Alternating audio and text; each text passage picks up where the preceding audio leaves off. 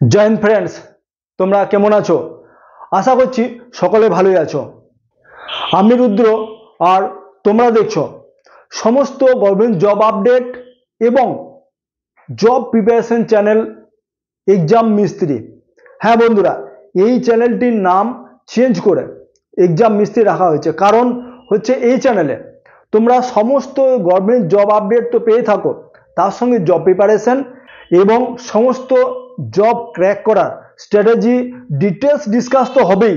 তার সঙ্গে এই চ্যানেলে কিছু কিছু মোটিভেশন ভিডিও আমি আপলোড করব, যেগুলি তোমাদেরকে জব প্রিপারেশনের ক্ষেত্রে সহায়তা করবে।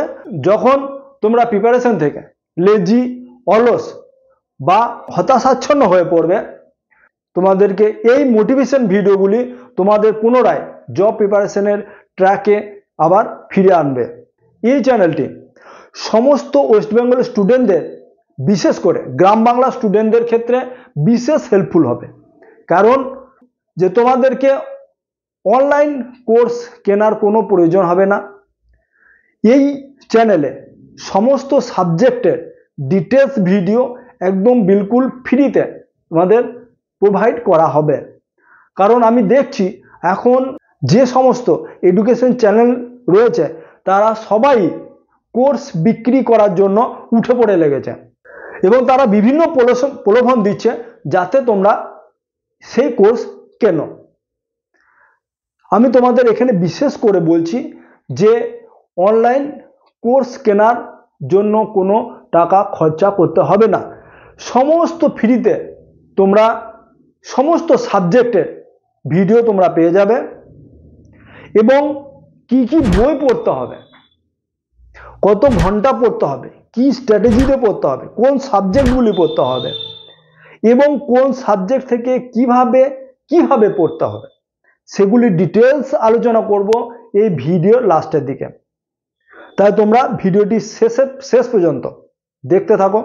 বন্ধুরা, আজকের এই ভিডিওটি রেলওয়ে গ্রুপ ডি 2024 নয়, রেলওয়ে গ্রুপ ডি 2025-এর নোটিফিকেশন সম্বন্ধে আলোচনা করব, যার আপডেট 18/12/2024-এ একটা লেটেস্ট নোটিফিকেশন, সেটা ডিটেলস আলোচনা করব। পোস্ট ওয়াইজ কত ভ্যাকেন্সি আছে সেগুলি আলোচনা করব।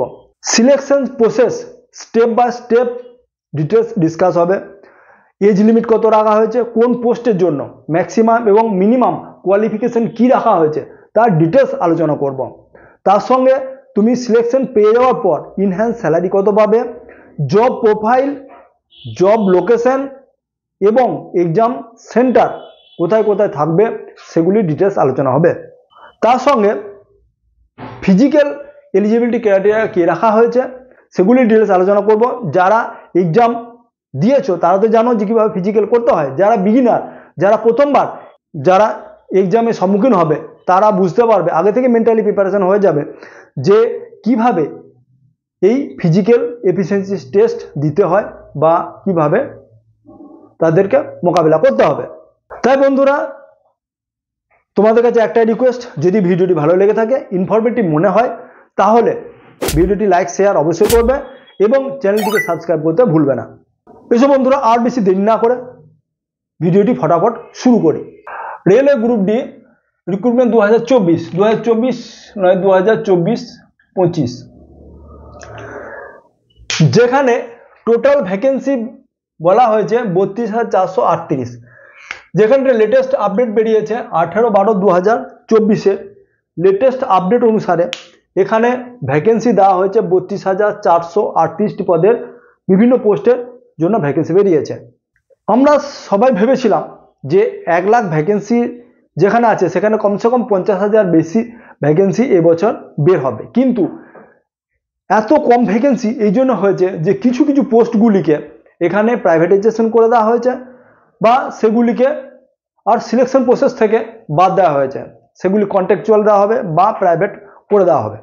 এইভাবে একটা নোটিফিকেশন বেরিয়েছে 17/12/2024, সেটা আমরা ডিটেলস এখানে লেখা আছে, সেটা আলোচনা করব পরে। এই যে সিলেকশন প্রসেস থেকে সেই পোস্টগুলিকে বাদ দেওয়া হয়েছে, তার ফলে আমাদের এত কম ভ্যাকেন্সি আমরা দেখতে পাচ্ছি, যেখানে 50,000 বেশি ভ্যাকেন্সি হবার কথা ছিল। অ্যাপ্লিকেশন ডেট জানুয়ারি 2025, ধরে নেওয়া হচ্ছে যে 2025-এ তোমাদের এই অ্যাপ্লিকেশন নেওয়া শুরু হবে, যেখানে এজ লিমিট রাখা হয়েছে 18 থেকে 33 এবং কোভিডের জন্য 3 বছর ছাড় দেওয়া হয়েছে, অর্থাৎ 18 থেকে 36, যেখানে ওবিসি 3 বছর, এসসি এসটি 5 বছর এবং এক্স সার্ভিসম্যান যারা আছে তারা 50 বছর পর্যন্ত এই অ্যাপ্লিকেশন ফর্ম ভরতে পারবে। এডুকেশন কোয়ালিফিকেশন কি রাখা হয়েছে? দেখো, এডুকেশন কোয়ালিফিকেশন যে পোস্টগুলি বলা হয়েছে, অর্থাৎ যে পোস্টগুলি আমাদের শুধু 10 পাস লেভেলের জন্য ছিল, সেগুলিকে যেহেতু বাদ দেওয়া হয়েছে সিলেকশন প্রসেস থেকে, তাই এখানে যে পোস্টগুলি এখন নোটিফিকেশন বেরিয়েছে সেগুলির জন্য 10th পাস এবং সঙ্গে আইটিআই অর্থাৎ এনসিবিটি এবং এসসিবিটি এবং কিছু কিছু পদের জন্য অ্যাপ্রেন্টিস সার্টিফিকেট তোমাদের থাকতে হবে। যেখানে পোস্ট রয়েছে 12 প্লাস পোস্ট রয়েছে, বিভিন্ন পোস্ট রয়েছে, সেগুলি আমরা কম্পিউটার স্ক্রিনে ডিটেলস আলোচনা করব। দেখো, সিলেকশন প্রসেস তোমরা আশা করি জানো, তবুও আমি বলে দিচ্ছি সিলেকশন প্রসেসটা কি না। প্রথমে সিবিটি টেস্ট হবে, যেখানে যে কম্পিউটার বেস টেস্ট, অর্থাৎ এই টেস্টের উপর ডিপেন্ড করেই তোমাদের মেরিট লিস্ট তৈরি করা হবে। পিইটি টেস্ট অর্থাৎ ফিজিক্যাল এফিসিয়েন্সি টেস্ট যেটা আছে তোমাদের, সেটা কোয়ালিফাইং মার্কস, কিন্তু সেখানে অবশ্যই পাস করতে হবে। এবং ফিজিক্যাল এফিসিয়েন্সি টেস্ট কি আছে, কীভাবে করতে হবে সেভাবে আমি ডিটেলস আলোচনা করব। তার আগে জানবো যে কম্পিউটার বেস টেস্ট যা এক্সাম প্যাটার্ন এবং এক্সাম সিলেবাস কি আছে আমরা সেটা জানবো। অ্যাপ্লিকেশন ফি কি রাখা হয়েছে, যেখানে ইউআর এবং ওবিসি এবং ইডব্লিউএস দের জন্য 500 টাকা, যারা সিবিটি 1 অ্যাপিয়ার করবে তাদের আবার 400 টাকা ফেরত দেওয়া হবে। যে অ্যাপ্লিকেশনের সময় যে অ্যাকাউন্ট নাম্বার দেওয়া হয়েছিল সেই অ্যাকাউন্ট নম্বরে, সেহেতু তুমি যে নিজের অ্যাকাউন্ট নাম্বার দাও বা বাড়ির কোনো গার্জেনের অ্যাকাউন্ট নাম্বার দাও বা যেখানে ফর্ম ফিল আপ করবে সেই সাইবার ক্যাফের যদি অ্যাকাউন্ট নম্বর দিয়ে থাকো, তাহলে তোমাদের সেই সাইবার ক্যাফের অ্যাকাউন্ট নম্বরে টাকাটা ফেরত আসবে। এসসি এসটি এবং ওমেন এবং এক্স সার্ভিসম্যানদের জন্য 250 টাকা এক্সাম ফি এবং সিবিটি টেস্ট অ্যাপিয়ার করে তোমাদের 250 টাকা আবার রিটার্ন পাবে। এবার দেখবো এক্সাম প্যাটার্ন এবং এক্সাম সিলেবাস। এক্সাম প্যাটার্ন এবং এক্সাম সিলেবাস, এখানে দেখো জিআই এবং রিজনিং 25টি কোশ্চেন থাকবে, 25 মার্কসের কোশ্চেন থাকবে। ম্যাথমেটিকে সেম 25টি কোশ্চেন থাকবে, 25 মার্কসের কোশ্চেন থাকবে। এবং জিকে জিএ যেখানে 25টি কোশ্চেন এবং 25টি মার্কসের কোশ্চেন থাকবে, যেখানে জেনারেল সায়েন্সের জন্য আলাদা করে 25টি কোশ্চেন থাকবে 25 মার্কসের। আমরা দেখে থাকি যে রেলওয়ের ক্ষেত্রে তাতে গ্রুপ ডি বলো, এনটিপিসি বলো এবং অ্যাসিস্ট্যান্ট লোকো পাইলট বলো বা টেকনিশিয়ান বলো, সেখানে জেনারেল সায়েন্সের আলাদা করে কোশ্চেন দেখতে পাওয়া যায়। তাই এখানে রেলওয়েতে জেনারেল সায়েন্স যেহেতু আমাদের ইংলিশটাকে ওমিট করে দেওয়া হয়েছে, ইংলিশ বাদ দিয়ে দেওয়া হয়েছে, তাই এখানে জেনারেল সায়েন্সটাকে আমাদের বেশি জোর দেওয়া হয়েছে এবং সেখানে আলাদা করে 25টি কোশ্চেন 25 মার্কসের দেওয়া হয়েছে গ্রুপ ডির জন্য।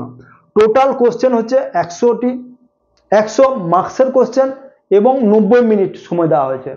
দেখো, যদি এসসিসি বা অন্য কোনো এক্সাম দেখো বা ব্যাংক যদি দেখো, সেখানে 100 নম্বর কোশ্চেন জন্য 60 মিনিট সময় দেওয়া হয়, কিন্তু এখানে তোমাদের অনেক সময় আছে, 90 মিনিট সময় দেওয়া হয়েছে এবং নেগেটিভ মার্কস 1/3। তাহলে বোঝা গেল।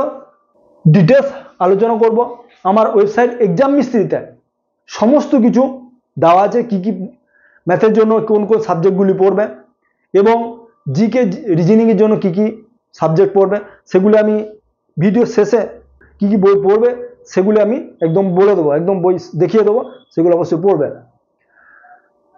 এখন আসি ফিজিক্যাল এফিসিয়েন্সি টেস্ট। যারা আগে এই পরীক্ষার সম্মুখীন হয়েছিল অথচ কোনো কারণের জন্য তারা পরীক্ষা সিলেকশন থেকে বাদ পড়ে গেছো, তারা তো জানোই।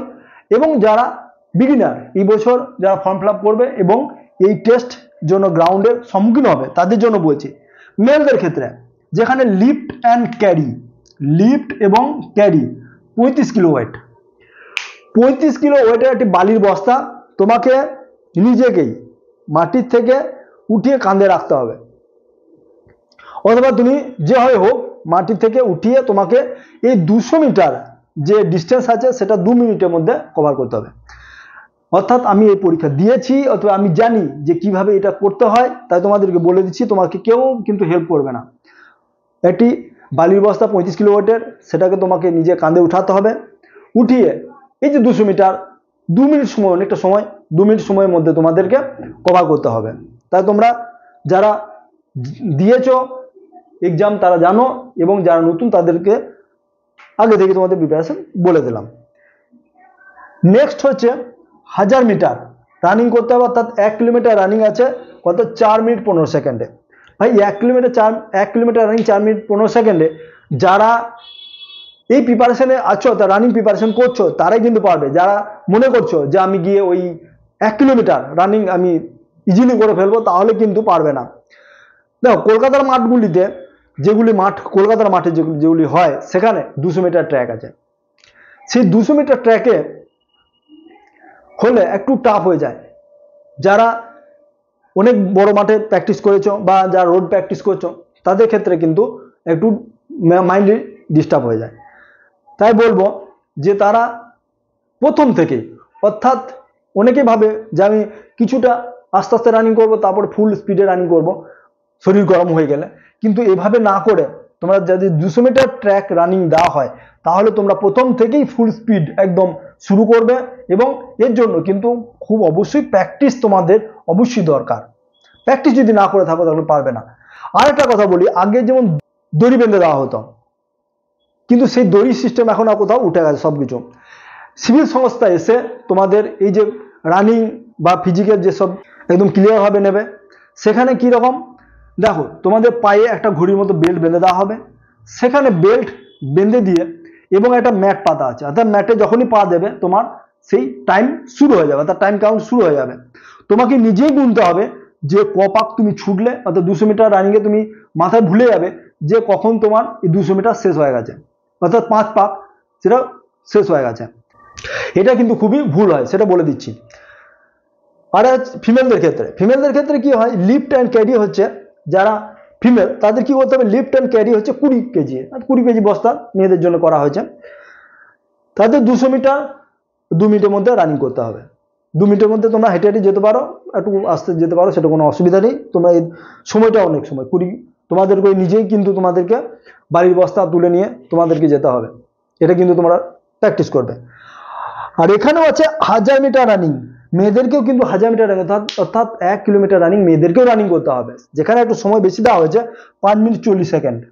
কিন্তু যারা প্র্যাকটিস করো না তাদের ক্ষেত্রে এটা কিন্তু খুবই টাফ, কারণ আমি দেখেছি বিভিন্ন এক্সামের ক্ষেত্রে, বিভিন্ন যেখানে রানিং দেওয়া আছে, যেমন আরপিএফ আছে, এসএসজিডি আছে, সেগুলিতে দেখেছি আমাদের ওয়েস্ট বেঙ্গল মেয়েদের ক্ষেত্রে যে তারা এক্সাম অর্থাৎ সিবিটিতে তো তারা পাস হয়ে যায় বেশিরভাগটা, কিন্তু বেশিরভাগটাই ফেল হয়ে যায় আবার রানিং এর ক্ষেত্রে।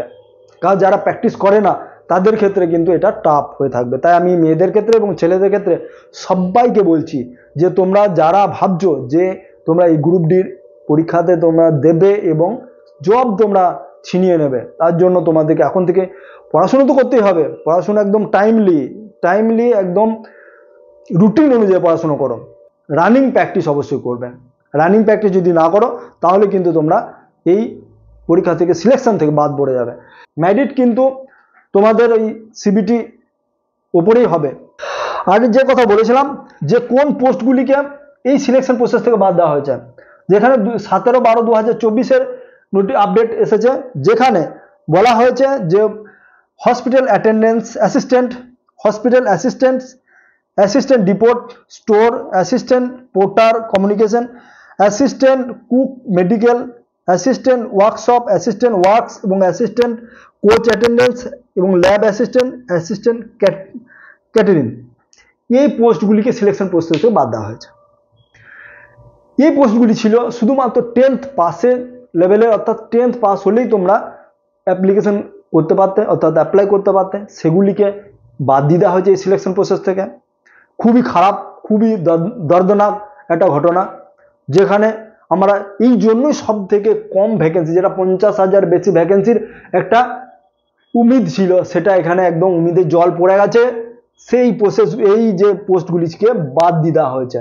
তাই এখানে দেখতে পাচ্ছ শুধুমাত্র 32,438টি পদের জন্য নোটিফিকেশনের কথা বলা হয়েছে। এবার জানবো যে বলেছিলাম যে কি কি বই পড়তে হবে, দেখো সবার আগে যেটা হচ্ছে জেনারেল সায়েন্স, সেটা হচ্ছে সায়েন্স কথা বলি। প্রথমে তোমরা দেখছো যে জীবন বিজ্ঞান পরিচয় নবম এবং দশম শ্রেণী চৌধুরী ভট্টাচার্য সাঁতরা, যারা এই বইটা মাধ্যমিকে পড়েছো তারা, তাদের জন্য খুবই ভালো, তারা অবশ্যই পড়বে, এই বইটাই ফলো করবে। এই বইটা এখন বাজারে পাওয়া যায় না, কিন্তু এই বইটাতে যদি খোঁজা হয় কলেজ স্ট্রিটে তাহলে পেলেও পাওয়া যেতে পারে।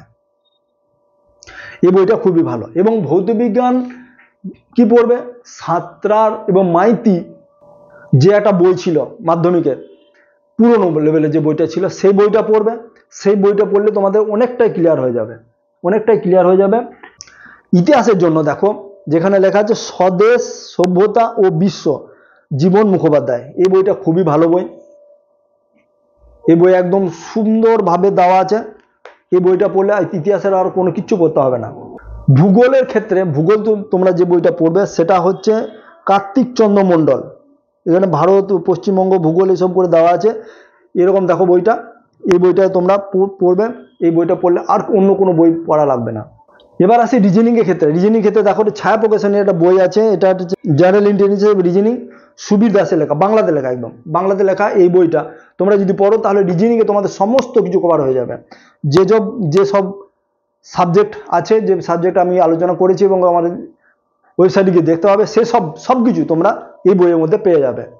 দেখো ম্যাথের জন্য খুব একটা ভালো বই, ম্যাথের জন্য খুব ভালো বই, এটা হচ্ছে অবজেক্টিভ অ্যারিথমেটিক, যেখানে এসএসসি এবং রেলওয়ে সমস্ত জন্য বই পাওয়া যাবে। এটা হচ্ছে RS আগরওয়ালের বই। এই বইটা দেখে নাও, এই বইটা তোমরা অনলাইনে পেয়ে যাবে, ডিসক্রিপশন বক্সে দিয়ে দেবো, তোমরা সেখান থেকে গিয়ে কিনে নিতে পারবে। বা তোমরা যদি কেউ তোমাদের জানাশোনা থাকে, পরিচয় থাকে, তাহলে এই বইগুলি কলেজ স্ট্রিটে অবশ্যই পেয়ে যাবে। তোমাদের ম্যাথের সমস্ত কিছু, এই বইটা যদি তোমরা কমপ্লিট করে রাখো তাহলে ম্যাথের সমস্ত কিছু কভার হয়ে যাবে। আর একটা বই দেখো, এটা হচ্ছে সামান্য জ্ঞান, এটা হচ্ছে পুরোনো এডিশনের বই, এটা লেখা হচ্ছে মনোহর পান্ডে। এটা কিন্তু হিন্দিতে হয় আর ইংলিশে হয়। ইংলিশটা হচ্ছে যারা ইংলিশ পড়তে পারবে তার জন্য ইংলিশে একটা, এটা হচ্ছে মনোহর পান্ডের জন্য ইংলিশে বই। এই বইটা তোমরা কিনতে পারবে যারা ইংলিশ পড়ো। হিন্দিতে যদি কেন তাহলে যাদের মাধ্যমিক সিলেবাসে, অর্থাৎ যাদের মাধ্যমিক সিলেবাসে সংস্কৃত ছিল তারা এই বইটা অবশ্যই পড়ে নিতে পারবে। এখানে এই বইয়ের মধ্যে সমস্ত কিছু পাবে, তুমি রাজস্ব ব্যবস্থা, সামান্য জ্ঞান, কারেন্ট অ্যাফেয়ার্স সমস্ত কিছু তোমরা পেয়ে যাবে। এখানে বলে দিচ্ছি যে রাজস্ব ব্যবস্থা, পলিটি খুব ভালোভাবে দেওয়া আছে এই বইটাতে, খুব ভালোভাবে দেওয়া আছে, পলিটি দেওয়া আছে এবং ইতিহাস ভূগোল সব কিছু দেওয়া আছে। এই বইটা পড়লে তোমরা অনেকটাই তোমাদের কভার হয়ে যাবে। অর্থাৎ এবং তোমরা সংবিধানের জন্য এই বইটা পড়তে পারো। পলিটির লক্ষ্মীকান্তের বই যদি পড়ো, কিনলেও কিনতে পারো, তাহলে কারণ সেই বইটা খুবই ভালো যদি কেউ পড়ে থাকো। এবং আরেকটা বই রয়েছে আমার কাছে, জেনারেল নলেজ, বাংলাতে লেখা জেনারেল নলেজ এনসাইক্লোপিডিয়া, এই যেটা তপতি পাবলিকেশনে। দেখো বইটা দেখো, এই বইটা যদি তোমরা কিনে পড়তে পারো, এই বইটা জিকের জন্য খুব ভালো বই। এবং কিভাবে পড়বে, কত ঘন্টা পড়বে, কি স্ট্র্যাটেজিতে পড়বে, সেগুলির জন্য একটা ডিটেলস ভিডিও আমি আপলোড করব, 2-1 দিনের মধ্যে আপলোড করে দেবো, সেখানে তোমরা দেখতে পাবে। এবং যদি তোমাদের কোথাও কিছু ডাউট থেকে থাকে তাহলে অবশ্যই তোমরা কমেন্ট করবে, আমি তার জন্য ভিডিও বানাবো বা তার উত্তর দিয়ে দেবো। বন্ধুরা, এই ভিডিওটি আজকের মতো এই পর্যন্ত। জয় হিন্দ।